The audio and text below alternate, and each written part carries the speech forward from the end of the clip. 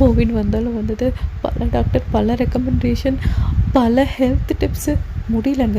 ஒன்றும் இல்லை, நான் ஒரு ஷார்ட்ஸ் பார்த்துட்டு இருந்தேன். அப்போ வந்து அந்த டாக்டர் என்ன சொல்லிட்டு இருக்காங்க அப்படின்னா, அவங்களோட பேஷண்ட்டுக்கு வந்து பிளாக் பேச்சஸ் ப்ராப்ளம் இருந்தது.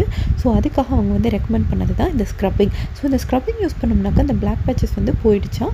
ஸோ அதை வந்து நம்மளையும் வந்து ஸ்க்ரப் பண்ணி பாத் பண்ணுங்க அப்படின்னு சொல்லிட்டு ரெக்கமெண்ட் பண்ணியிருந்தாங்க.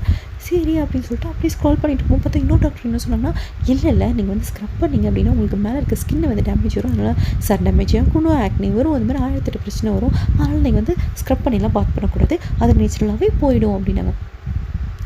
சரி, இந்த 2 பஞ்சாயத்து தான் பரவாயில்லன்னு சொல்லிட்டு பார்த்தா, இன்னொரு டாக்டர் என்ன சொன்னாங்கன்னா, இல்லை நீங்கள் வந்து நேச்சுரலாக யூஸ் பண்ணுற அந்த நாரெல்லாம் இருக்கும் இல்லைங்களா, அந்த ஸ்க்ரப்பை யூஸ் பண்ணலாம்.